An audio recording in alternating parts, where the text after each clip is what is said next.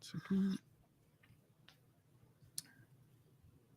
I want to talk about this new tea I got.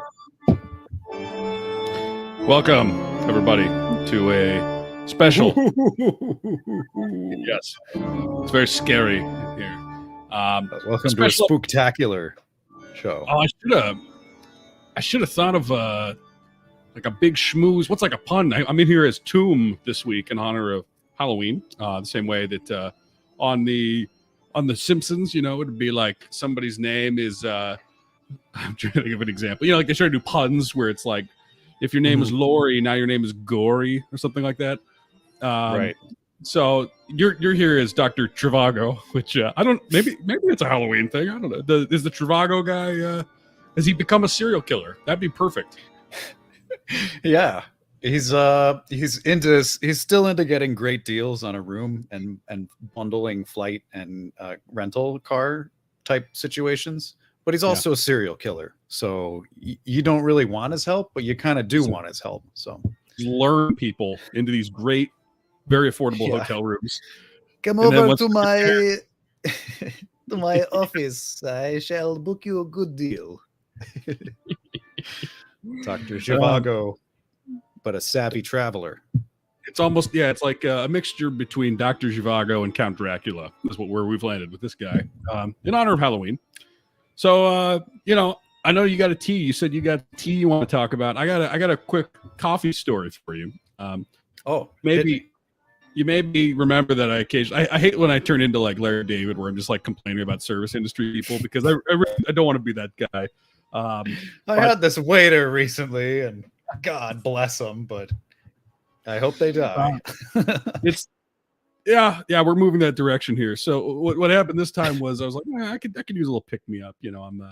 I'm moving from doing one thing to go set up the podcast. And I thought I'll just stop and get a little coffee. And so I go to this place that I go to all the time. It's in Blackstone. It's like a hipster place for sure.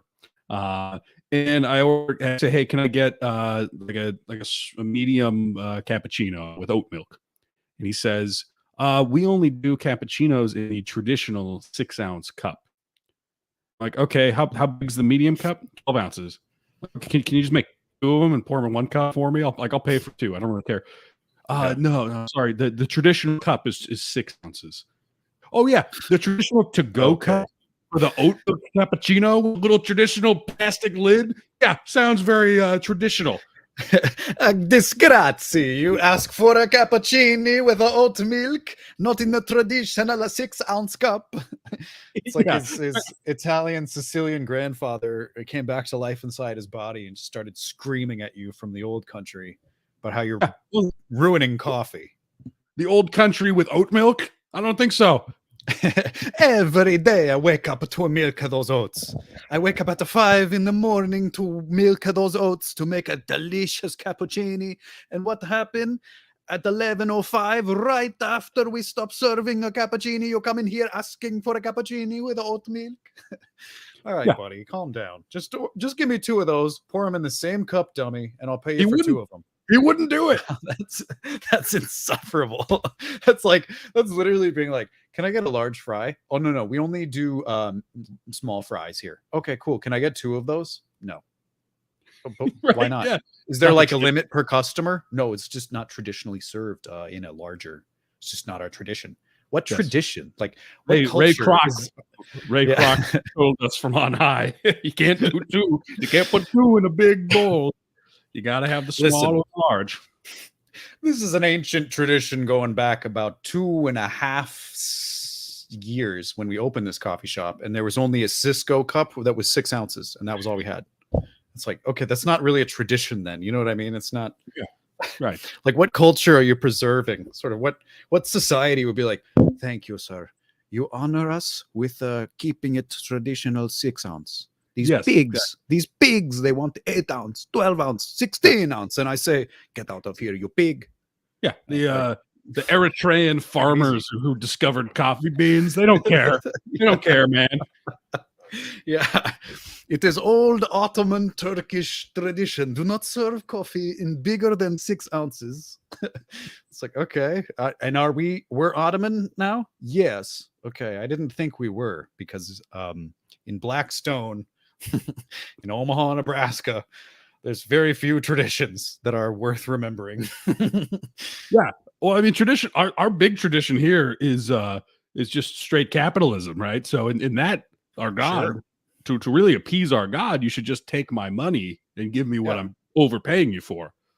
I'm Think of already paying through the nose for this. I'll pay through the nose twice. That's the Yeah. that's the most confusing part. Is it's like, That's- please take my money. And they're like, your money's no good here. Tradition plays a key role in how we charge our customer.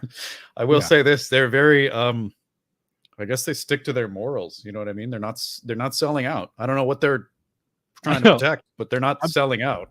I'm thinking like the training at this place must be pure hell. They're like, all right, listen up. We follow the ancient, like I don't even know what the word. Sumerian tradition. It's like was coffee even around? Shut up. We're You're out talking here. about the 6 Goodbye. ounce. Yeah. Never walk Right away, in I here. knew this guy wasn't a good fit. He was asking questions right away, and I said, I want an employee that never asks questions. Yeah. That's the type of business I want to run.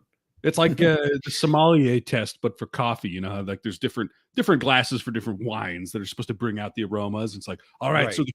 the cappuccino, which one is going to bring out the taste of the milk and the espresso best? Like, oh, the 6 ounce one, the 6 ounce mug. That's the one. That's the only one. Tell you, we don't serve anything bigger than a 6 ounce Irish coffee and in a 6 ounce Irish coffee mug. It's like, okay, cool, that's fine. Can I just get 2 of them, one for each hand? No. Well, the thing is, But why? if that's what it was, if that's what the standard for all of them was, that'd be one thing. But like, you can get any other drink in any other normal size. Apparently, it's just the cappuccino that can only be in the special 6 ounce. And the funniest part is really all they need to do to justify their dumb little rule is be like, 1 per person. Okay, that's it. 1 per person. And it's like, why? I don't know. It's just the rule.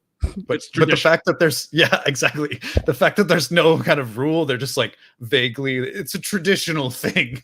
Tradition of whom or where in the world, I'm not sure. I don't even know if they're sure, but they're confident that it is a tradition somewhere in the world and that they need to honor it with their dying breath. Is that guy drinking a traditional mocha out of his 20 ounce cup over there? Yeah. Is that guy drinking his traditional mocha drink named after the port in Yemen called Mocha, where coffee actually originated and was trafficked from? Is he drinking it in the traditional way where they crush up the beans, not in a grinder, but under the foot of a camel that has been pissed off severely? No. You know, and this kind of thing where it's like, what about these other traditions? You know what I'm saying? We should, you know what I'd like to see them do? I'd like to see them make coffee in those little sand pots. You know what I'm talking about? They get like the hot sand and they're trying to, that's traditional. Okay. 6 ounces of espresso in a plastic cup that's going to end up in the ocean. There's no tradition in any of that. You know what's not traditional is that Spotify playlist you got going on there. Yeah. I want some oud music. I want to hear a mandolin and an oud, and I want to hear some traditional music while I'm drinking this coffee. Because otherwise, I want a band in here. Frankly, I don't think we should have Wi-Fi. That's really not the tradition. You know, traditional American coffee houses used to serve ale as well. I don't see any of that on your shelf. Yeah. In fact, excuse me, sir. Did you come in? Did you drive here today? Because I'm sorry, the traditional way to drink coffee is to ride your carriage here, or ride a horse, perhaps, or to perhaps be to just live upstairs. That's the tradition. It's really not to drive. If you drive here in a car, you're already very far away from the tradition, and in fact, we will not serve you. You are not welcome here. You are not welcome at all, sir, because we honor tradition here. Tradition above all else. Yeah. In fact, he starts talking in old English to me. Yeah. It is. I heard the You're like, oh, I'm sorry, what? Tradition. Oh, okay. Get talking to Fiddler on the Roof over here. Yeah, talking to Tevye over here. He's talking about his problems with money. Yeah. I do I'm like over here saying, if you want to go the full traditional route, let's be like, okay, well, we don't even offer you a cup. You need to bring your own traditional coffee pot called an ibriki. You need to bring your own ibriki if you would like to be served here because that is a tradition. The tradition is that the matchmaker decides which drink you will have. An old woman shall decide your fate as she matches you with the local village girl, and then you get your coffee. Otherwise, no coffee for us. This is a traditional coffee place. We tie you to a mule while an old woman decides your fate and matchmakes with a random woman that you'll never meet before you get wed. So turning into a Borat movie. You know? It's sort of like It is, you gotta do all this random stuff before you get your 6-ounce cappuccino. Or Yeah. God, it's like it's not worth it at a certain point. I was just like, all right, fine, I'll have a normal black coffee in the clubhouse. I literally would have tried to break his brain. Just been like, but why? Is there like a specific policy? No policy, it's just tradition. Okay, well, traditionally, I'd like 2 of those fucking things, please. One for each hand. It's a tradition of mine to drink 2 coffees at once. Is that not kosher here? Right. Yeah, exactly. Personal tradition. You know, I like to get enough coffee or caffeine in my day in order to have a successful day. So traditionally, I'm going to take 2 of those fuckers. Okay. Look here, I just got off the phone with God, and he said there's a new covenant which says I can get it in a 12-ounce cup if I want it. The 11th commandment says I'm now able to fucking have 2 of these. So, yeah, you know, I'm Moses. Be happy I'm not breaking a stone tablet over your head. It's weird because I'll bet if you ordered 2 muffins, they'd be like, "Oh yeah, no problem. I'll go back and get." Excuse me. Traditionally, you only have half muffin. Traditionally, muffins weren't even served with coffee until 1970. Oh, shut up!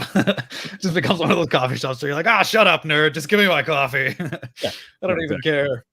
Fine, I'll go to Starbucks. Fine. Yeah, no, yeah. You're pushing me straight into the arms of those bastards at Starbucks.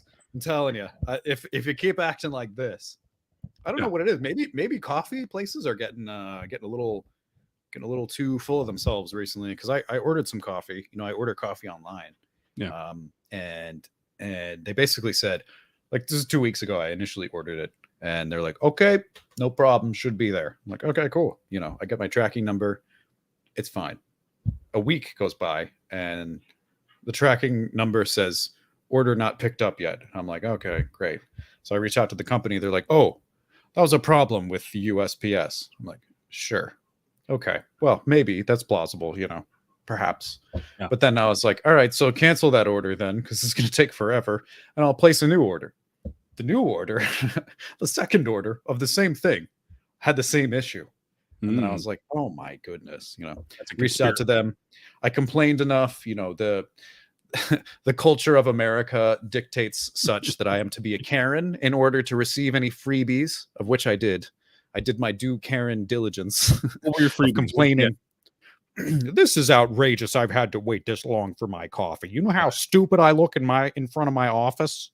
My wife won't even look at me.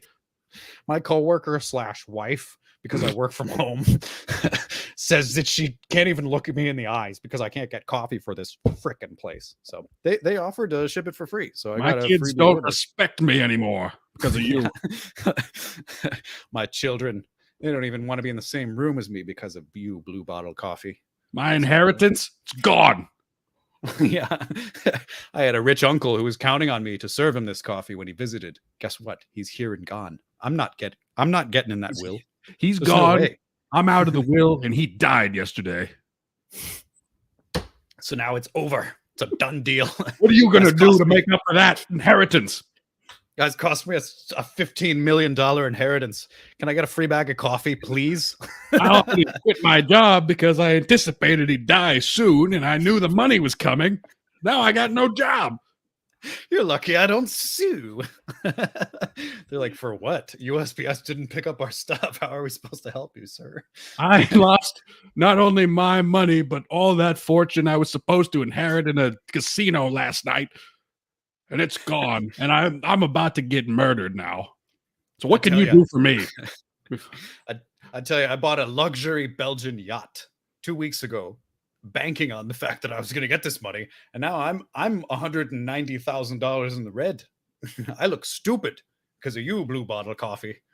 Fix this. So how much coffee are you going to give me to fix this? a lifetime supply, I would hope. They're like, sir, I don't know if we could do any of that. You seem to be overestimating your damages here a little bit. I need $200,000 worth of coffee by Immediately. Yeah, for free immediately. They're like, wow, that is a tall order, chief. I need 1/3 of the coffee in the southern hemisphere in my room. It's post haste. I need you to get all the beans in Burundi. Fill my room like Montezuma from floor to ceiling. I want my room full of beans. Just the wealth of a nation piled up in a room that I can grind up and drink. It's like, wow, this guy is drunk on power. But I tell you, they really do reward Karen behavior a little too much in this country, and I think that's why we're all a little bit too picky about stuff. It's because if you're not picky, the company will never give you anything for free. So it's like, I kind of hate having to do this, but we pull out this Karen card, slam it down on the counter, and say, "Let me talk to a manager, please." Yeah, works every time. Exactly. It's a goddamn shame. That's our American tradition, much more so than little cappuccino cup. You should have asked for the manager after that. You would have been like, "Oh, you know what? You want to see a tradition? Let me try this, but let me talk to the manager." That would have been hilarious. I invoke the right of Karen. I invoke the right of passage for Karens, and I demand to thusly speak to your manager in the flesh, not on the phone. I could be talking to your friend Bill on the phone. Yeah, you could be just telling me to F off. I want to talk to a man in a suit and a jacket, a tie. Well, our manager doesn't even. Our manager just wears an apron. Is that okay? No, a tie. Tell him to put on a tie. And is it a traditional apron, or did you buy it online? Did you get it from a blacksmith in the 12th century? Is it traditional? Did you sew it? Yeah, I don't know. Anyway, that was my that was a long complaint. A 15-minute coffee complaint. Did you have a tea thing though? Do you want to balance it out a little bit? Oh sure, yeah. I don't know if I can go for 15 minutes or if anyone's still listening. All right, well screw it then. So we'll just move on. Yeah. No, I just was drinking this new tea I got. It's called Warm Gentle Elephant. It's like this black tea. And I was like, that's a really funny name for it. I love it. It's a nice black tea, but it's warm and gentle. I was like, warm? Gentle, warm. But that's why? Good. I mean, the assumption is that if it's alive, it's already warm, but that's an interesting detail to include, you know. It's not a cold elephant. Anyways, it's a warm elephant. There's a lot of very funny tea names that I've noticed. There was one I was drinking the other day called Monkey King tea. And I'm like, oh, that's a good one. Yeah. Yeah. It's because of a tradition where apparently the first time they harvested tea from that type of bush, there's a little monkey doing it. You ever see he was the king of the village? You ever see that movie Congo? The Michael Crichton adaptation. yeah, many years ago, very late at night. So I think the story in that movie, correct me if I'm wrong with what you remember, was something along the lines of they discover some like lost city in the middle of the Congo, and it's like, you know, it's so deep in the woods that nobody's gone there in so long that nobody really knows about it at all. But the story was something like the humans had trained this generation of apes to become the security guards for the people in this lost city. And then all the people monkey security. Yeah, and all the people had died off, but the monkeys continued to train their offspring to be the next security guard. And so it was this like abandoned lost city that was being protected by a constant stream of new generations of monkeys who saw it as their like sacred oath. They're like the, you know, those Chinese soldiers, those traditional ones, right? Like it's an honor for these apes to be the next in line. Like it is your honor to be born into the security guard role. And then these humans just kind of like stumbled in and they're getting murdered by these apes. But that was that the big reveal? Am I making that up? No, I remember that movie similarly. It was sort of like Planet of the Apes meets SEAL Team 6, something like that. But this idea that the apes had just like figured out to keep training their kids, I thought was kind of hilarious. And it was not a funny movie. Like it was not a goofy movie in the sense that like it was trying to make fun of this idea. That was supposed to be These scary. apes are cold-blooded killers. It's like, really? Yes. But it's just an ape. I mean, at the end of the day, it looks like it should be at the zoo, and that doesn't really frighten me, unless it's biting into my flesh. I'm trying to find a clip here because I don't really know what to look for. I don't know when in this movie any of this happens, but they don't develop language or anything. They're just like trained in the dark arts of assassination and security, private security. They brought like a chimp that can talk, didn't they? Like they brought basically like Coco with them, I think. Who's like, I remember a translator as well. Yeah, I don't know. She can she can talk to them. She understands their ape ways and is able to sort of be like, here's the deal. Here's what's going on. Their security. And then she like sign languages to the humans, and then they're like, "Oh, Coco's telling us that one over there is the leader." Yeah, something like that.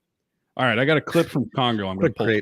They made such weird movies in the 90s. You ever see that movie Anaconda? Yeah, it was kind of the same idea, but with the big snake. It's the same thing, right? It's like just a snake instead of a chimp. It's like I don't know. They made so many of those movies in the 90s. When I see another one, I'm like, oh yeah, sure. One about lions in the exact same format. Why not? Sure. All right, let's watch this clip. Let's see what we can learn from this clip, this Congo clip. All right, so what I can tell you, it's what I remember is the members of this expedition had like their own human security team that had guns, and there's the silver gorillas that are attacking the humans, the security guards. It's really it's like a turf war of some sort. These cops, these gorillas are like the cops of this Congo city. So it's sort of an all-out war against the cops. Sort of like you could say, yeah, it's sort of a cop war.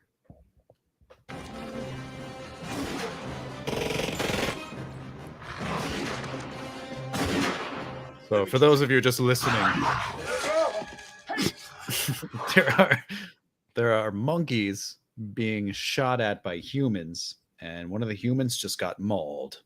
So I think it's a great movie. I mean, that's what most of this movie is. So these are all these monkeys are just like surrounding everybody, and they're trying to kill them. But look, they don't know any better. I love that these apes, it's like we need 16 apes to kill one human here. We're just going to surround him, and we're going to eat him. We're going to gang kill him. There's a good ape. This is basically just that scene from Anchorman where Baxter comes to save the news team from the bears. That's true, actually. What'd she say? I forgot about the robot voice. Okay, so never mind. The monkey. This was the best part of this movie. Let's be honest. The monkey has like a human voice translator thing rather than doing sign language. And I remember that being the most comical part of this movie, which I think is supposed to be an action movie. The good ape who came with the expedition, who was not one of these trained silver security apes, just ran out to save, I don't know if it's like its handler or whatever, but it's really just think of Baxter jumping into that exhibit in the zoo in Anchorman to save them from getting eaten by bears, and that's what we have here. So let's hear what she said. Ugly gorillas, ugly, go away. Ugly gorillas, ugly, go away. So I see the strategy here. So these cold-blooded ape killers that are security, traditionally for hundreds of years, are spooked by somebody calling them ugly. That's interesting. They got some vanity, Will. Nobody don't take kindly to besmirching their good looks. They got body shamed. Yeah. They're not a very body positive culture. They are pretty gross looking. Maternal instinct. Come on, Miss Rain. What the hell are you doing anyway? What am I doing? I'll tell you what I'm doing. We're getting out of here. We are. What about them? Put him on the endangered species list. Oh my god. Whoa. She's just shooting a laser at all of these apes now. Like a high-powered laser. She's eviscerating and just sort of slicing into these apes with a laser gun. Wow, that was an ape cut in half. I really don't remember a magical laser. I gotta say, I don't either. I don't remember that cool catchphrase. Put him on the endangered species list. That sounds pretty badass. I gotta say that it's funny too that like I imagine now they might say, well, I think people are generally sympathetic to the endangered species. The animals of the Yeah. endangered species. People generally want them to survive, not to be like exterminated. Not to be exterminated by some lady with a giant high-powered laser just acting Yeah. independently. Some It's a lone American wolf. white woman who has traveled to Africa to find a Jane lost. Goodall figure. It's the most like white person in Africa story of all time. Where it's like we're in this exotic land and there's a magical city in here, and I'm just gonna mow down all the creatures that are With a big gun. wow. I'm gonna colonize this place and kill everybody with a big old gun. Yeah, That is pretty darn white person of them. I will say that. almost as white as those white apes. Yeah. Yeah, Anyway. the special effects were not that great back then. I don't know, there you can, it's sort of funny because it's like very little difference between that and whatever they had going on at Chuck E. Cheese. You know what I mean? The animatronic things. It's sort of like I couldn't really tell you the difference between the two, if I'm being honest. Yeah. Wow. Chuck E. Cheese. Going to Chuck E. Cheese as a kid, just like that scene from Congo. Just like Congo, really. That's why I could never go back as a child. Associated it with killer apes. Let's put this Chuck E. Cheese on the endangered species list. Ugly Chucky. Ugly Chucky Cheese. And it's like, hey, that's hurtful. Oh my god. That's so funny. Well, since we are recording this right before Halloween, I thought it's only fair to milk the Dr. Loomis commentary we had from last episode and do one more of my favorite clips from Dr. Loomis. So I'm gonna direct you to the end of Halloween 4, and let me try to explain a little bit of the plot, which is, the gist of it. Michael tries to kill Laurie, and then eventually at the end of Halloween 2, Loomis and Michael get into a fight in like a hospital that's on fire, and then everyone leaves as the hospital collapses. And so generally you'd assume, I think they probably died in that burning building that collapsed onto them, right? You would think. And then the third one is an anthology one because they decided maybe there's not a whole lot of story to milk out of this. Let's maybe we just do like a fun new horror story every year. And so they tried that. And it's actually pretty good, Halloween 3. But as you can guess, the fans were like, this isn't Michael killing people. I don't like it. What is this? Our killer, where is Michael? Our strong killer. Yep, Our killer is strong. Those people, the people who did that petition, this was their dads, I guess, who were like, my killer is gone. I can't see him in this movie. Where's Michael? Son, you're going to keep the very long tradition of complaining that there's not enough Michael in the Halloween films. Okay. I think about them. So that's going to be a big part of your adulthood growing up. One day Michael will come back. One day our savior will return. One day we'll get a movie with finally some Michael in it. It's like there was an hour of Michael footage in that 2-hour movie, just so you know. It was at least 50% Mike. Not enough. So Michael. yeah. So 4 was John Carpenter had decided, I'm done, but he still gets paid, right? For every time someone else. Carpenter made those? The Thing guy, yeah. Yeah. And interesting. I didn't know that. This starts off well, and then their reboot was, all right, we got to go back to the basics. Michael wants to kill somebody. First roadblock they run into is Jamie Lee Curtis is sort of like, I don't know, I kind of feel like we resolved that whole thing. I don't really want to come back for this. So they're like, okay, so Laurie Strode, that character, she died off screen, I guess, between 2 and 3, but she had a daughter. So I guess it's going to be Michael wants to go kill her 5-year-old daughter. All right, sure. Why not? And so Jamie Lee Curtis is just not in it, but there's this new girl, this new child. And so that like, she's with like a foster family. And then Michael is slowly coming back to, kill the daughter because it's sort of like, they don't really explain why. It's like, all right, well, she's related to Laurie. So I guess he wants to kill her. And that, once again, the fans were like, yeah, sounds good. I like it. This is what exterminate Laurie's branch of the family. Yeah. No more Lauries ever again. It's like, oh, okay. But what's the motivation? Our killer is not necessary. Our killer eradicates genetic lines. Bloodlines are gone. Our killer is impulsive and works without little motivation that's clear on screen. And he's strong. So, of course, Dr. Loomis has to come back, right? Because they're just trying to redo the first one. But another Right. problem was Dr. Loomis did seem to die in a collapsing hospital. And like, you can maybe say, all right, Michael's this magical killer who you can't destroy, but nobody had really established that this old psychiatrist was also magical. Invincible. Yeah. So he's just Right. like back, and he's got this big scar on his cheek because I guess they're like, oh yeah, that's his burn mark from when that building collapsed on him. That's from when the thing that he almost died from happened right there Yeah. on his face, you know. So end of 4 is what I'm going to bring us to here, this clip, because as you can guess, it's a lot of Michael killing people and they're trying to get away. And Dr. Loomis is like, you have to get out of here. We have to shoot to kill him. And the police again are like, okay, sure, Dr. Loomis, we will shoot to kill whoever you tell us to shoot. Don't have to tell us twice, Dr. Loomis. We're the police. We do that anyways. We're already on that. We're doing that to anybody we see. We do that already, dummy. You don't need to remind us. So they think that they've gotten Michael again, like always happens. I think he like rolls down a stream, or like his body rolls off into a stream to be seen again in the next one. But then Loomis is like, all right, we saved the day. We're going to go back to the house of the Foster family. And then it turns out that little girl's got a little of that Michael kill gene inside of her, little competition.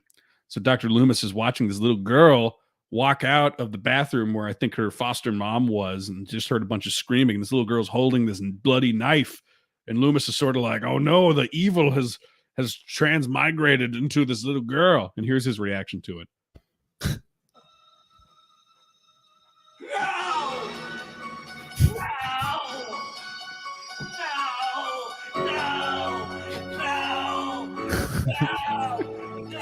Oh my god.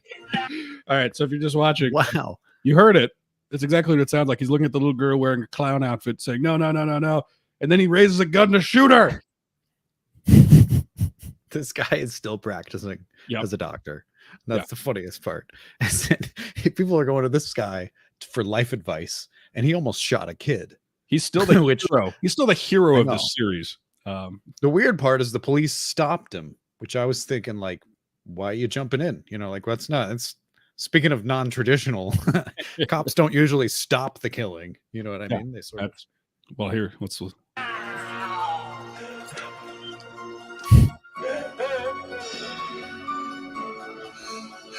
So the killer just, or the cop just picked up the gun and then continued to point it at the little girl.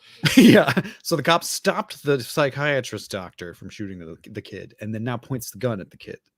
I love too that Uh, Loomis is like, his whole thing is warning people about this unspeakable evil, but the fact that one other person could be evil just destroys him. He's just like a blubbering mess.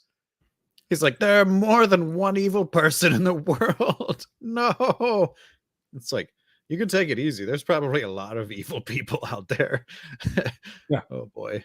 What does he just have a bunch of like bored housewives and then Michael Myers are his clients? You know, for a psychiatrist, it doesn't seem like he's really that mentally healthy, you know, to put Yeah. it kindly. It seems like he's a little bit on the verge of losing it. And I don't know if I Yeah. want advice from that guy.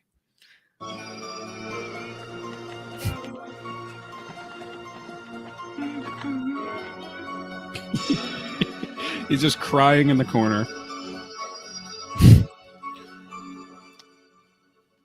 All right. No. He sounds kind of like Jordan Peterson, actually. No. Oh no. Oh my I god. saw the most horrible, awful things. I've seen them. I've seen Mike. I've seen Michael. He's a good comparison actually to a guy who's like, you were a psychiatrist? I know. Yeah. What's up with all these psychiatrists having like emotional meltdowns, and then everybody's like, you know what? He's probably really good at what he does. And it's like, well, I mean, debatable considering his specialty's mental health, and you're not seeing like a great example of that personified. I'm now necessarily. picturing, somebody has escaped from a mental institution, and then Jordan Peterson comes into this small town in Illinois or whatever, and he's like, he is pure evil. He is pure, unadulterated evil. Not one bit of God in him. I've seen the face of God. and there's nothing in him like that at all. Yeah. And it fills me with such a deep sadness that we can't recognize Michael for the evil that he is. Our He's talking to killer the sheriff. The is sheriff's out like, there. Dr. Peterson, how do we get him? Where is he? Where do we go? He's like, what you do is you analyze the mindset, the archetype of somebody like that. And then the police chief is like, I don't know what archetype means, boss. Which I'm house lost is he? already. Which house is he trying to get to? And Peterson's Which like, house do we break into and start blasting, doctor? what do you mean by you and house and him? We don't even agree on what these words mean anymore. The thing is, people don't understand metaphysics anymore. And it's like, Dr. Peterson, we're just trying to get a straight answer. Yeah, We don't need to- Michael's killed 30 people. Well, he's just like, Yeah. the thing about the word you is it implies an I, and an I is not a you. And when you are you, you're not a we, but there's too much we. The thing is, I like to think about exegesis in a normal way, and there's just people being slaughtered behind him. He's just giving a speech on some niche aspect of philosophy. The that whole really the debatably even applicable. all the cops are taking notes on this metaphysics lecture while Michael's out there killing people. The cops are like, so you're telling me that things are impermanent and permanent at the same time? Yes, I'm telling you exactly that. And they're actually having a breakthrough. Oh, I see. So it's kind of like that Schrodinger's cat thing where things both exist and do not exist. Exact. You, my good sir, you've explained it right perfect. Did everyone take notes? Officer, what's your name? Keenan, sir. Officer Keenan, he's got it. He's a genius, okay? We need to make this guy, you know what? Let's have this guy be in charge of mental health for the entire Dr. unit. Pearson, should we be answering the call? Seems like a lot of people are calling 911. The thing is, they'll hang up. Okay? The thing is, people who need help will keep asking for help, and those who do not need it shall seek it elsewhere. It's like, that's pretty good. I like that, doctor. Used to be founded on a self-reliant ethos. We need to bring that back. Yeah, the cops are not responsible for your safety. Okay, the Supreme Court decided that, and then the cops are like, I see what you're saying. So what you're saying is we don't have to do our jobs. We can just sit around, cash those paychecks. Dr. Peterson's like, exactly. And the important part is that your mental health is in good condition while you do that. I'm like, yeah, yep. That's why I scroll through Reddit and I'm reading all those healthy incel posts. Yeah, so it sort of helps me unwind after work. See, you're exactly the kind of person I'm talking about, and I'm talking to. Dr. Peterson recommending what the local police department should do to combat ever increasing negativity towards the local police department. You see, they called me in for PR because I am the king of PR. I'm good at getting. I'm the spin doctor. They call me the spin doctor. Insane asylum got like somebody broke out of an insane asylum. I thought you were warning us about some killer 10 minutes ago. Yeah, the killer is still out there, but the thing is, we got to get back to the basics, which are people need. Killer, you're worried about the killer out there. What you should be worried about is the killer in here. Yeah. The thing is, though, you got to have a little killer inside of you. You know, you got to know when to let that killer out of the box. But the important part is when you keep the killer inside. And the cops are like, I see what you're saying. So what you're saying is we don't have to do our job. We can sit around and cash our paychecks and we can kill the people that are threats. That's exactly what I'm saying. Before you know it, like the police department are doing half of Michael Myers' work for him, you know? And it's like, wow, you know, Mike works quick. Once he gets the police department on board, he can wipe out a whole town in pretty much a couple days. Michael Myers is the new police chief. He becomes police chief of all these little towns and gets the police to turn on the population, and he's just wiping out like all these small towns in America are just getting completely like genocided through the police department. See, this is the political angle that we need for Halloween 70 or whatever they're on right now. Our killer is strong guy you'd struggle to find an issue here. Authoritarian cops combined with a strong killer. Come on, that's a match made in authoritarian paradise. Michael runs for president. Michael becomes the clown prince of the alt-right. Oh my! Ben Shapiro's Well, like, that Michael Myers guy is terrific. I'm telling you, like every town he goes into, he cleans up all the homeless people. There's no more homeless, Yeah. and there's in fact there's no problems anymore. So basically, when he McConnell's goes into a like, town, I don't like his style, but I like his ideas. He's got good ideas. He gets it done. Ted Cruz is like, he called my wife a bitch, which I don't really appreciate, but I'm happy to come right over here and slobber all over the man if needed. Okay, Ted, maybe Everyone's rethink like, that one. weird, Ted, because nobody's ever heard him say a word. That's the only that's the only word he's ever said in public. He's never said a single word except that he hates Ted Cruz's wife. And then everyone's like, well, I do believe that one. Because the thing is, nobody really likes Ted Cruz. Okay, so the thing is, everybody in the country hates Ted Cruz. He's the one uniting factor for every political party, across the aisle, bipartisan.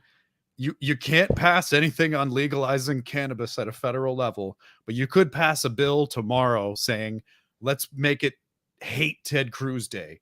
And everybody would be cheering from the even in Texas, people be shooting guns off in the air, celebrating. They just do that, I think, when it's like the next hour has come. It's like a Fuck now. Yeah. Let's shoot our guns again. Jimmy, it's about 4:30 on the dot. You want to hit those numbers? You got it.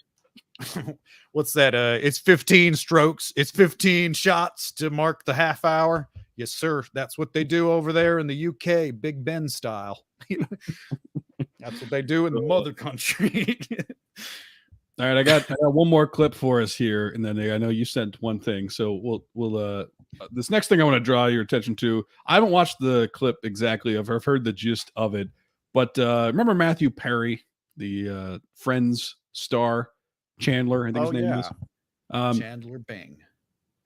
Yeah, so he's had some health problems, and I'm not here to pick on him for that, but he made a weird claim, a weird comment in his memoir, I guess, about sort of his path back to health after dealing with, I think, alcoholism. So let's watch this and dissect it a little bit. Matthew Perry shades Keanu Reeves in his new memoir. Ooh. The celeb's book, Friends, Lovers, and the Big Terrible Thing, drops November 1st. And in it, he gives his take on the beloved actor while discussing the death of their mutual friend, the late River Phoenix. Matthew says, River was a beautiful man inside and out. Too beautiful for this world, it turned out. It always seems to be the really talented guys who go down. Then he adds, why is it that the original thinkers like River Phoenix and Heath Ledger die, but Keanu Reeves still walks among us?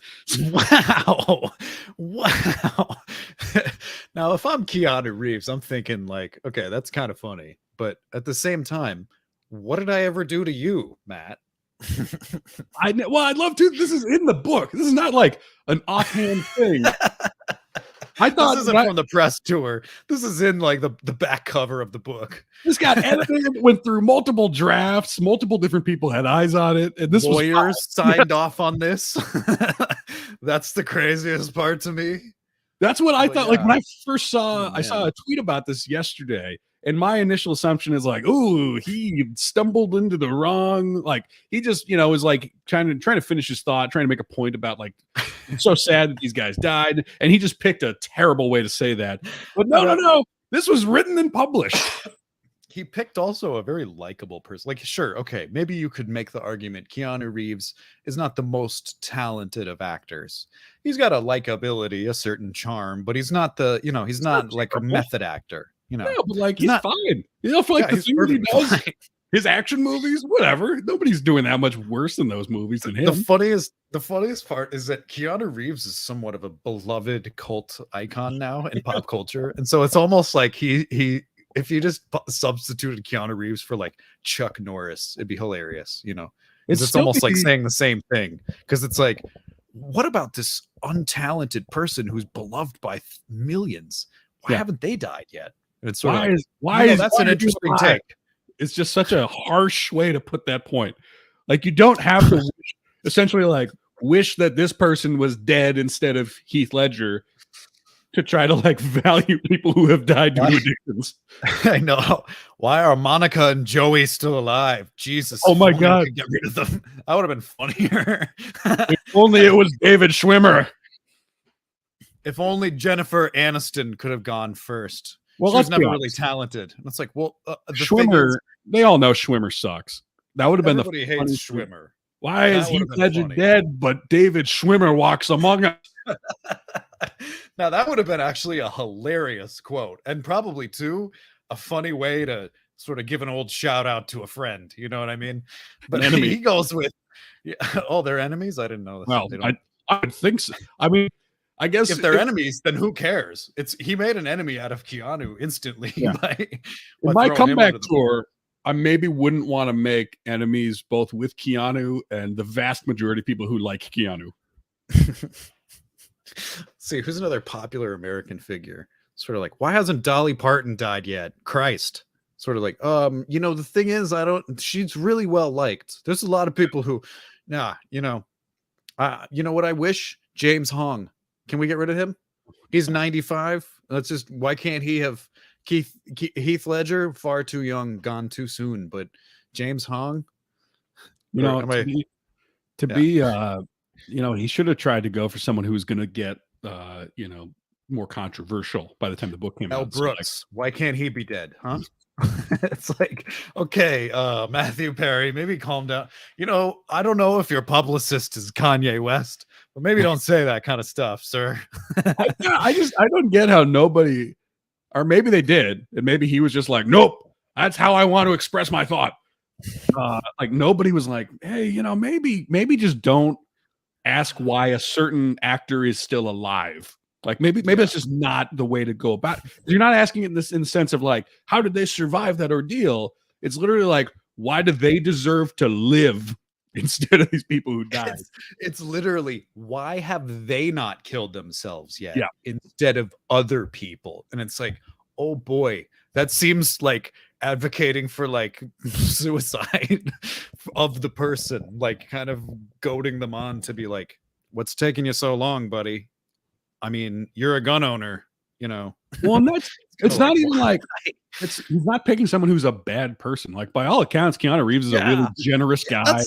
The thing is, pick Mitch McConnell, pick anyone that's sort of disgusting that everybody mutually hates, and like, I don't know, not even politics, just pop culture. You know what I mean? You could all find, why is Harvey Weinstein still alive? Yeah, Whereas, there you go. That's pick the months. Why is Ghislaine Maxwell still among us, but Jeffrey is long and gone? It's like Matthew Perry. I don't know if that's the quote to be going with. Don't put that one on the back cover of the book when it comes out, because it's not going to play well amongst the many Keanu. The more, in fact, I'm not, I don't want to be mean here, Matt, but more people are fans of Keanu Reeves than you. Okay, you're known for something that's like 30 years ago, Right. but Keanu is still relevant. You're like a C-list, and he's like above that. And I know this is like Michael Richards being like, why is River Phoenix dead, but like Jennifer Lawrence still alive, still walks among us? That bitch. It's like, what do you have against her? What do you have against this person specifically? I don't know. It sounds like some specific beef. I mean, maybe he was just going for a random guy, but that's a horrible pick. Yeah, and the thing is, in a book, you can. Okay. Yeah. I was gonna say, in a book you can change it. You know what I mean? That's the beauty of it. It's not a quote from Good Morning America. Like, you can change the person. Like, his editor wasn't like, I would go with a different person. That's what I'm thinking. Like, somebody must have said that. It's like I buy that Matthew Perry maybe has no idea that Keanu Reeves still makes movies because he just doesn't care, right? Like to him, maybe it's like some has-been from the 90s is who he thinks he's writing about. But exactly. Somebody at some point who had some eyes on this thing is aware of like John Wick, the Matrix sequels, anything about Keanu, just like the general aura of Keanu Reeves and his fans.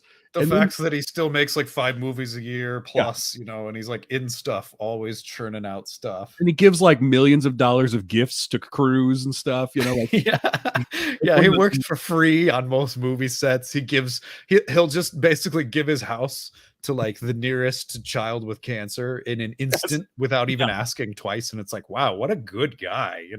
These are the type of people that should be wealthy. Matthew Perry's like, these are the type of people that should have killed themselves. Why won't you die, Keanu? Yeah. He has some giant eternal beef with Keanu. Good He's like, luck, Matthew Perry, in the court of public opinion. he's like, why couldn't it have? Is like me versus Keanu. That guy over there is spending millions of dollars to give homeless people a home and children with cancer treatment. I'm over here having spent millions of dollars on my addiction problems, and nobody's given me a fucking slap on the No. ass. I wish him nothing but terrible misfortune and tragedy. Oh man. Like, The thing is, Matthew Perry had like some recent like health scare. So it's kind of like, can you imagine this is how he goes out? It's like Matthew Perry dead at 48. His last quote, "Fuck you, Keanu Reeves." It's like, He's like- oh, okay. Wow, he did have a problem with Keanu then. I'm getting the sense. he's holding the nurse's hand and he's like, I can't, I'm gonna fight. I can't go before Keanu. Turn Hand down him my on. morphine. Turn down my morphine. I'm not ready to go yet. Get Keanu. Tell Keanu I'm a Make-A-Wish kid so I can have him in here and I can punch him right in his sucker face. I got out of I went sober to make sure that I outlived that Keanu Reeves. Why won't he die? It's like, wow, why does this even exist? You guys never even worked. This isn't even like a What About Bob situation where Bill Murray had to work with Richard Dreyfuss and Yeah, they they hated hated- each other yeah. and they mutually wanted each other's death for, just the fact that they had to work together. I mean, these guys have never been in a movie together. Yeah. I don't even know if they even know each other. This is why I it's love so that. funny. It's just It's like, funny wow. to think too of Keanu surely has heard about this just because he's all over the news. Probably. He's a good guy though, so he's probably like, Matthew's probably he's got the Ooh. brain fog from all the drugs. He's I bet he's fine. like- Don't worry about him. Who? And his agent's like, Chandler from Friends. Keanu's like, I don't like, yeah, I kind of remember. Why does he hate me? Yeah, It's like- I still see friends sometimes when I'm at a hotel and Yeah. in, He's kinda Tokyo funny. shooting a movie while he's like on his couch in like Beverly Hills in like a modest size home writing a book that's like F Keanu Reeves. His editor's like, this is not going to go through. You can get one bad quote in about Keanu. We got to scrap the rest of it. This is a biography. This isn't a diatribe. You got to. This is Matthew Perry's whole like second wave of his career. He's like, my second act is taking down Keanu. Whatever it takes. I've found a purpose in my life, much like Greta Thunberg has found climate change. I've found the hatred of Keanu Reeves to keep my days alive. And as soon as he passes, my purpose will be gone. But until then, I'm here advocating for Keanu Reeves to do away with himself. In the secret like, society, wow, you have to sad. give up power to realize you don't have the power because some higher power really is operating and pulling the strings, and it's unfair and it sucks. And I realize that higher power is Keanu Reeves, and I will kill him. Dear God, it's me, Chandler Bing. I'm just wondering why Keanu Reeves isn't dead yet. Anyways, good night, God. He just calls himself Okay. Chandler. This is really weird. Motivation is like alcohol or addiction abuse sponsors. Like, yeah, I've known Matthew Perry for 6 years now. I've helped him through many ups and downs in his sobriety career, and he's a really good guy. But it's just really weird how obsessed he is with Keanu Reeves. He has sort of, and I mean, I've only been over to his house twice, but he's got one of those like little pinpoints and strings going from place to place, and they all have pictures of Keanu Reeves in various poses and various outfits, and he's got a bunch of stuff written on the wall, sort of tracking him. And I don't know what's going on there, but I wish him all the best. It's Goes like, to a yeah, shooting range with a big Matrix poster. Keanu Reeves got out. Can we stick this up there? It's like, that's a human. Yeah, I know. Okay, well, Matthew Perry's life is just Taxi Driver, but it's Yeah. about Keanu Reeves. that's so funny. He's just obsessed with how much he's like, that guy. How has he been so successful? He sucks. It's like, It's so funny oh, to man. pick just the nicest person, maybe the nicest person in Hollywood, right? Probably one of the few people in the entire world deserving of great wealth because he's so generous and kind-hearted, and he would probably give it all away before he dies. Like, that's the guy that you're saying like, I could take it or leave him, and preferably if he kills himself, that would be the best. It's like, no, that's not. That's Yeah. not. I'm just Googling him and I see there are several articles that say he is literally, quote, the nicest guy in Hollywood. Keanu Yeah. Reeves.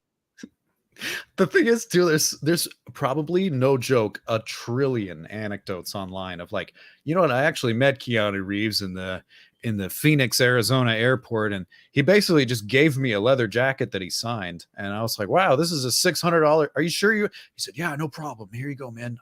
Thanks for being a fan. I was like, wow, this is like super unnecessarily generous, but like, geez, he's really a nice guy. There's like so many stories of that online. You know, my son has cancer, and he just loves the Keanu Reeves movies, and so we asked him if he could come over. Keanu spent a month with us, and he took us to Hawaii. And it's like there's so many stories of like all that kind of stuff. So I don't know, man. This is funny. It's almost like him saying like, you know, who should have killed himself? It's too late for Gandhi and Mother Teresa and the Pope. Hope he kills himself too.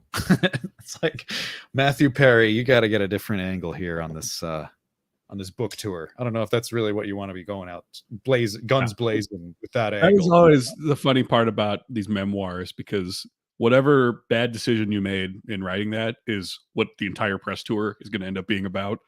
Yeah. Now the Good Morning America show is gonna be like, so Matthew, I'm so glad you recovered from your most recent bowel injury due to the fact that you're a drug addict. Welcome on the show. He's like, oh, thank you very much. You know, glad to be here. So tell us about this book. Do you hate Keanu Reeves? And if so, why? That's gonna be it. That's just Over and gonna be over it. and over and over and over. He's gonna be like, he's on the phone with his producer, like, hey, why am I getting so many questions about Keanu Reeves? Yeah. And they're like, well, you remember that quote you insisted must be included in the book? Yes. Well, that was sort of the one that set people's alarm bells off. The rest of his life, he's probably going to have to be talking about Keanu Reeves now. He's like, he outlives Keanu Reeves somehow through some miracle of science. And then people are like, so, you know, I guess you got your wish now, Matthew. Keanu Reeves has passed away. He's no longer with us. He lived to the ripe old age of 87. And we have a 96-year-old Matthew Perry here with us to talk about it. Matthew, welcome to the show. Thank you. Thank you, Aniston. Oh, no, I'm not Jennifer Aniston. I'm Kathy Lee. I'm Kathy Lee 2.0. I'm here on the Today Show. Oh, well, thank you. So we wanted to ask you, since Keanu Reeves has passed, do you finally feel that an emotional burden has been lifted from your shoulders? Yes. It was my life's work to outlive Keanu, and having done that, I can sleep in forever peace, knowing that it's like I don't understand. This is so funny.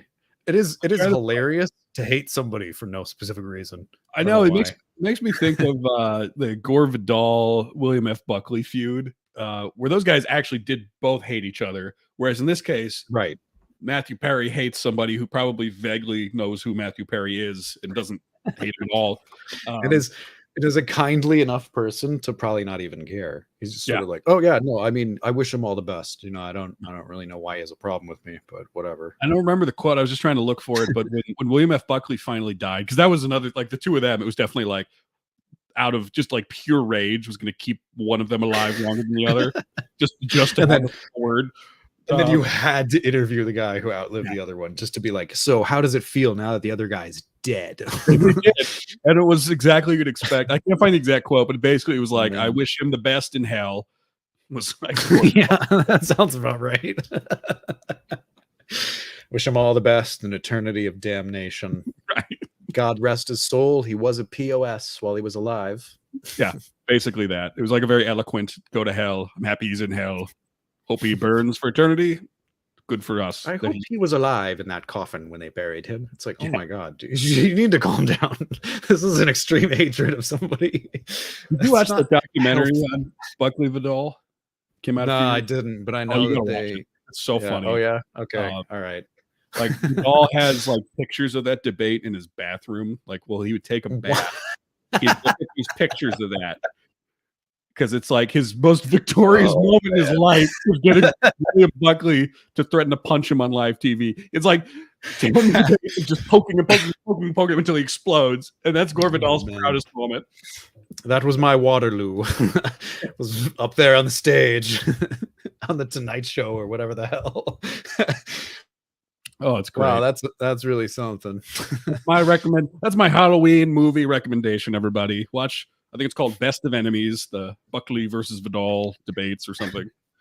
That is truly the scariest thing on this spooky time of the year, is having somebody hate you for no stated reason. Just sort of an intense amount of hate for just you being alive. You know, that Yeah. is kind of a little spooky Yeah. and a bit annoying.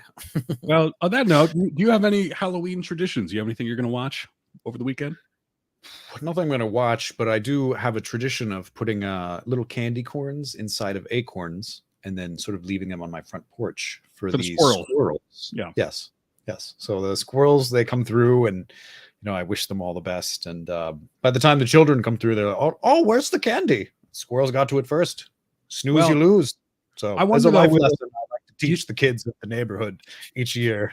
That life- Don't let the squirrels sneak up on you, kids. If you snooze, the squirrels will win. The squirrels are always out there, kids. Be vigilant.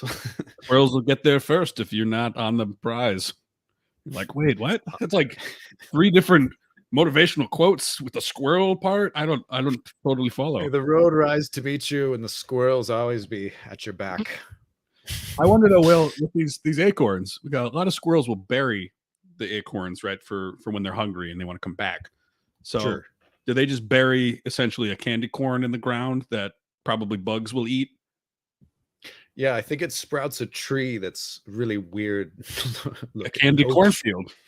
Yeah, a candy cornfield. Yes, like a Willy Wonka plantation crop. That's the circle of life. Oh, indeed. Actually, we had some creepy thing I wanted. If you wanted to show that thing I sent you earlier of that guy from Instagram. Last thing If I have you could pull up his TikTok, that's where it's kind of creepy. Oh, I don't know if I have a link to his TikTok. So you sent me his Instagram, and I can't open that. It says the account is private. I don't know if you follow. Do you follow? I this don't man? follow him. I don't follow him. Google his name and just go to videos, because there's a few of his videos. He's basically some Christian Mormon man who goes around telling dad jokes to people's doorbell cameras, but and it's under the guise of like, oh, this is a quirky little fun thing that he does. He's got dad humor. He's a weird one, but it's all quirky and in good fun. But if you watch some of his videos, you get a very severe, like, this man is 99.9% a serial killer. Right, I got a compilation feeling. So how'd you come across this? You're just on the talks. You're a talk surfer. No, I'm not even always on the talks. I got this from the tube. I got this from YouTube. And then somebody was like, check this out. This guy's kind of creeping some people out, but other people think it's wholesome. And I was like, yeah, I have strong opinions on this. Let me know what you think. So all he does is he goes in like the Ring camera thing, and he'll just say, like, yeah, the refrigerator's running, you better go catch it. Yeah, exactly. Yeah. Do trees poop? Do they poop? All right, well, this is more scary than most horror movies. I'm just gonna say. I know. He's giving Dr. Loomis a run for his money. This is. I'm like Dr. Loomis over here. No! Get the man away from the door. I have a right to defend my property. I have a gun. Get away. No! I'm just backing into the corner, blubbering mess, crying and screaming no. You pull out your gun, you point it at the door, you're like, stand your ground, Bill. I have the right. Of course they do. How would we get number 2 pencils? Okay, that movement of putting his mouth right up at the camera, I mean, that's a calculated move. He knows weird, right? He knows what he's doing. That's my take on that. Yeah, I don't. The thing is, too, this is unsolicited. This isn't like his neighbor that he just pranks. This is like he's like a cross-country Christian jogger man, and Forrest Gump. Just does this to, I guess, Gump for Christ. So he's so Gump is running around the country for God, and he runs up to random people's doorbells and invades their privacy by leaving like creepy, horrifying messages that, again, I don't see how this can be wholesome. Like, this just creeps. If this happened to me, I'd be terrified. Yeah. I mean, what it reminds me of more than anything is in The Dark Knight, when the Joker video. Yeah, I know. He's just he'll say his thing about like, Batman, you know, if you don't say who you are, someone will die every day. And then he like laughs hysterically and brings the camera right up to his mouth. That's basically what just happened there. Yeah, like manic laughter followed by like uncomfortably weird camera angles on purpose. Yeah, exactly. Yeah, it's a Joker combination for sure. Why did the bicycle fall down? Why did the bicycle fall down? Too tired. What did the He's got a Joker laugh. You know, he's giving Joaquin I Phoenix know. a run for his money. The thing is, if it's wholesome, you don't have a laugh like that. You know what I mean? Well, you don't laugh that hard at a joke you've heard. Also, at a joke you're telling. Yeah. Like, no, you generally don't laugh hysterically at it because Unless it's a joke that you're sort of a mentally unhinged person and you're like, is the city hall gonna blow up? You know, but that's basically the Joker. You know what I mean? That's just what the Joker does. this guy is the Joker. shark say after he ate a clownfish? You know, his laugh reminds me of kind of is the Alec Baldwin fake laugh. They're like, oh, Woody, that was a good one. Yeah, like a hefty wheezing noise, you know? Yeah. Sort of like, I'm laughing, I'm not struggling for air. What did he say? He said, "This tastes funny." This is the What Mormon. was This is the Mormon Joker. He's literally the Joker, but in Mormon form. Like for those of you listening, he looks like a little Mormon. But Are these are all the behaves same freaky. house? So this is just one person. Oh. So he's going like door to door to door. Oh, Right? these are the same house. Weird. Isn't I that heard that he so would go to different places. But yeah, you're Was right. That's the same turf. So is he Is running this his around own? with a hedge Is this- trimmer? That's what's wrong with this. Because like, if he's running through a neighborhood with a hedge trimmer, an electric hedge trimmer that could do serious damage, and he's stopping at the door, like, you know, like imagine somebody running around with a chainsaw and they go up to a door and they're like, you know, why is 6 afraid of 7? Because 7 ain't 9. Yeah, I know. There's literally a movie that happened in Texas about a massacre with a large like tool implement. Yeah, The This Texas is, Chainsaw Massacre. This is Leatherface if he was more social. And went to church every day. If Leatherface found God, this might be- Leatherface found the Book of Mormon under a tree, and it hit him in the head like Isaac Newton, and he found the light and the path, and all of a sudden he's a Mormon, but he's kept that freaky side of him. You know, when you get the two worlds colliding here, this is what you get. You get this guy. Say to the pants. What did the sock say to the pants? Sup, britches? Sup, britches? Yeah. He's literally falling Why aren't over koalas- laughing at his own joke that he memorized and is seemingly telling to his own like doorbell camera every single time. Yeah, this guy, Jeez. this guy's Go to trouble. Dr. Loomis for help. This guy's trouble. I don't know what he's up to. But I don't like it at all. I don't All right, like it at all either. Like, should we keep So- going or should we call it? Is that enough scares? We can call it, but I mean, Yeah. folks, you know, watch out for this guy. If you get anyone on your camera telling dad jokes, you know to call the police or stand your ground. I don't know what you do with this guy personally. I don't know either. I mean, the thing is, I want to say he's harmless because I don't want to stand my ground. You know what I mean? I I don't don't wanna- know how harmless this I don't guy know. is. Yeah, Well, yeah, I wouldn't say harmless, but I want to give him the benefit of the doubt because, like, since I'm an American, my first impulse is when somebody like this is at my front door is to grab my gun and just start blasting. You know what I'm saying? that's And- that's tradition. That's a tradition right there. That's a fucking tradition of the country. Yep. Country of America. And yeah, anyways, I don't know if that's a good idea. You know, you don't want to just shoot people at your door. That can potentially be problematic. So, but again, you know, he gives off a weird vibe. So I don't know. Don't leave any candy out for this guy for this Halloween. I'll say that. Don't leave candy. Give it to don't the leave- squirrels instead. Don't leave cameras. Cover up the cameras. Don't encourage him. That might be the best. Clip your own hedges. Make sure they're good and tidy this Halloween, so he doesn't come through with his hedge clippers and look for an excuse to kind of, Yeah. stop by, invite himself over. May as well try dousing the porch in holy water or I don't know, garlic. I don't know. They just try it all. Stuff that might deter any kind of monster or demon. You know. Get some sort of UV ray gun so that if he's a vampire at night when he shows up, you know, you can Let's put replicate this the guy sound. on the endangered species list. Yeah, exactly. Get the laser beam gun from Congo so we can start eviscerating ape fools left and right. Oh man. Well, All I right. wish him all the best, and you know, I hope I hope the bodies in his basement are minimal, and I hope that well, I don't know. I hope that he doesn't outlive Keanu Reeves. Let's just say that. You know. Oh man, yeah. Yeah. Well, that's a good Not to- place to wrap up. So happy Halloween, everybody. Hope you enjoyed this big schmooze. Make sure you subscribe, Us share, to you. like, and look, let's be nice. Let's be nice to Keanu. All right. The guy's gone through some tough stuff. I hope he lives longer than everybody listening. Hope he lives longer than me. Me Because too. I won't care if I'm dead, you know. All right. On that note, happy Halloween, everybody. Have a good night.